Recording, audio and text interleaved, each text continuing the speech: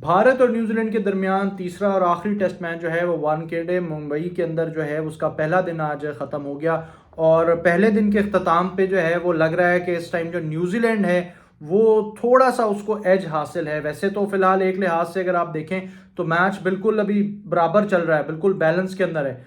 लेकिन वो जो आखिरी जिस तरीके से ये खास तौर पे जो विराट कोहली का जो रन आउट हुआ है उसने शायद थोड़ा सा फेवर में कर दिया है न्यूजीलैंड की, वरना कुछ हालात बेहतर थे। और एक तो मंतक नहीं समझ आती कि ये क्यों जो है नाइट वॉचमैन को भेजना शुरू कर देते हैं। इससे एक चीज़ साफ जाहिर होती है कि आपका जो माइंड सेट है आप वो थोड़े से शायद डरे हुए हैं, जिसकी वजह से आपको लगता है कि भाई अगर नाइट वॉचमैन चला जाएगा और किसी ना किसी तरीके से जो है ये सरवाइव कर जाएगा। लेकिन आज मोहम्मद सिराज को भेजने का फिर अंजाम देख लिया भारत ने कि वो एक के साथ साथ जो है उनको 2 विकेट्स का जो है वो नुकसान उठाना पड़ा।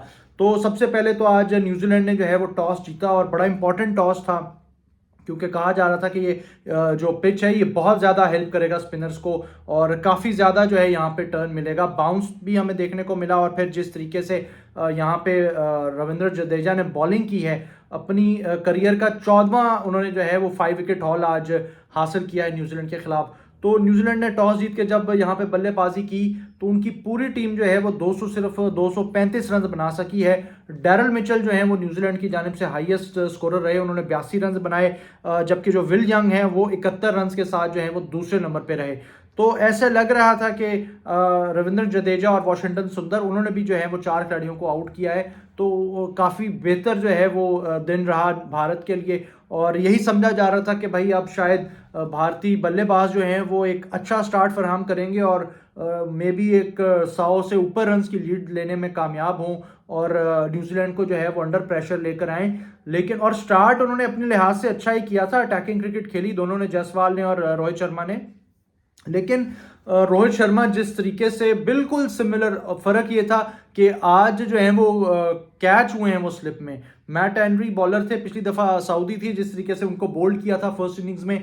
लेकिन आज जो है वो बिल्कुल उन्हें समझ ही नहीं लगी थी, बिल्कुल क्लूलेस थे, बिल्कुल साइड ही मूव वो कर चुके थे अपनी, और सेकंड स्लिप के अंदर वो कैच हो गए और काफी ज्यादा प्रेशर में भी लग रहे थे, जिस वजह से भारतीय ओवरऑल जो भारतीय टीम है वो भी शायद अंडर प्रेशर होगी, क्योंकि कप्तान उस तरीके से परफॉर्म नहीं कर पा रहा बैट से जो जिसके लिए वो जाने जाते हैं। लेकिन अब काफ़ी टाइम हो गया है, काफ़ी टाइम से जो है उनकी फॉर्म ख़राब चल रही है और आगे ये मुश्किल से मुश्किल होती जाएगी, क्योंकि बॉर्डर गवास्कर सीरीज़ भी अब शुरू होने वाली है ऑस्ट्रेलिया के अंदर। और आप जिस तरह की पिचेस वहाँ पे देखने को मिलती हैं, तो मेरा ख्याल है कि फास्ट बॉलर्स के जिस तरीके से ये यहाँ भारत में सब कॉन्टिनेंट में इतना तंग हो रहे हैं, तो वहाँ पे क्या होगा ये उनको सोचना पड़ेगा। भारतीय थिंक टैंक को इस चीज़ के ऊपर जो है वो थोड़ा गौर करने की ज़रूरत है। फिर यही लग रहा था कि जायसवाल जो है वो एक अच्छे फॉर्म में है, फिर एक गंदा शॉट खेल दिया। एक तो ये रिवर्स स्वीप जो आजकल आ गया है, वो हर दफ़ा रिवर्स स्वीप खेलना, बॉलर को हर दफ़ा रिवर्स स्वीप खेलना, बॉलर को भी एक आइडिया हो जाता है कि अगर यहाँ के पे बॉल पड़ा और मिस हो गया तो ये डेफिनेटली विकेट होगी। मतलब इंग्लैंड के बैटर्स भी इस चीज़ के ऊपर लगे हुए हैं, पूरी दुनिया में जो है ये T20 माइंडसेट ने ना सारे बैटर्स को, बैट्समैन आप कहें जो भी, उनकी बिल्कुल थिंकिंग ही चेंज कर दी है। उनको होता है कि हम किसी तरीके से जो है वो रन्स बटोरें और उसके लिए ये जो है डिफरेंट शॉट्स खेलते हैं। और अपनी जब वो आप ओरिजिनल बेसिक शॉट से जब आप डेविएट करते हैं तो फिर उसका ये नतीजा होता है, जिस तरीके से आज जायसवाल आज आउट होके चले गए। अच्छे भले खेल रहे थे, बिल्कुल फॉर्म में थे, लेकिन फिर वही वाली बात है ना, ये जो रश, एड्रेनलिन रश होता है ना, ये आपको बिल्कुल ही समझ नहीं आता कि भाई ये क्या हुआ, और अचानक आप इस तरह का कोई बुरा शॉट खेल देते हैं और अपनी विकेट जो है वो गंवा देते हैं। सिमिलरली फिर अब ये गौतम गंभीर बेहतर बता सकते हैं या फिर रोहित शर्मा के भाई क्या लॉजिक थी सिराज को और नाइट वॉचमैन भेजने की। आप पहले ही जो है वो दूसरा अपना मेन बैट्समैन भेज देते, लेकिन नहीं जी, वो किया और उसको भी एजाज पटेल ने जिस तरीके से ब्रेक करके आउट किया वो सबके सामने है। और उसके बाद आखिर में जो है वो विराट कोहली जो है वो रन आउट हो गए।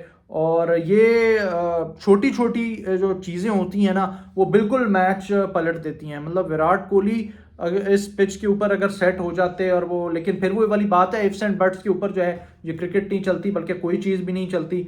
और भारतीय टीम जो है वो एक मौके पे लग रहा था कि भाई एक स्ट्रांग पोजीशन में ये मैच, खासतौर पे आज का जो पहला दिन है उसे फिनिश करेगी। लेकिन अब ये मैच जो है बैलेंस से थोड़ा सा जो है वो टिल्ट होकर न्यूजीलैंड के अब फेवर में आ गया है। हालांकि न्यूजीलैंड के पास अब मिचेल सैंटनर जो है वो ये टेस्ट मैच नहीं खेल रहे, उनको साइड स्ट्रेन था, न्यूजीलैंड ने उनको आराम करवाया। उसके अलावा सऊदी जो है वो भी ये टेस्ट मैच नहीं खेल रहे, क्योंकि सीरीज जो है वो न्यूजीलैंड जीत चुका है, उसको इतना ज़्यादा प्रॉब्लम नहीं है। लेकिन उनकी कोशिश पूरी होगी कि ये तीसरा टेस्ट मैच जो है उसको भी जीतें। जबकि जो भारत है ऑन द अदर हैंड, वो अपना वाइट वॉश बचाने के लिए उस हर कोशिश करेगा, और शायद इस वजह से उन्होंने और ज़्यादा जो है वो टर्नर विकेट बनाने की कोशिश की है। बाउंस यहाँ पे ज़रूर है, और आज रविंद्र जडेजा ने जो है वो हर्षा को एंड में पोस्ट मैच आप समझ लें पोस्ट डे इंटरव्यू के अंदर इस बात का उन्होंने जिक्र किया कि यहाँ पे बाउंस ज़रूर है, लेकिन उतना उस तरीके से बॉल थोड़ा स्लो आ रहा है।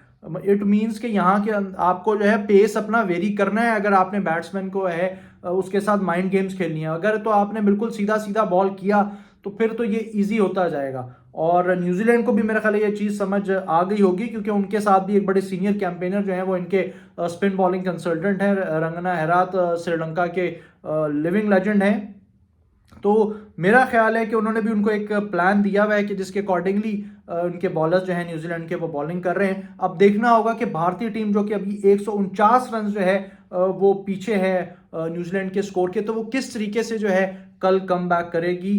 जो भारतीय इस टाइम प्लेयर गिल जो है, शुभमन गिल, वो एक यहाँ पे इंपॉर्टेंट विकेट होगी। अगर वो यहाँ पे लंबा स्कोर करने में कामयाब होते हैं तो भारतीय टीम किसी ना किसी तरीके से 235 जो न्यूजीलैंड ने स्कोर किया है उसके लगभग या उससे ऊपर भी लीड ले सकती है। और यहाँ पे जडेजा का रोल भी बड़ा अहम होगा बैट के साथ, बॉलिंग तो उन्होंने शानदार की है।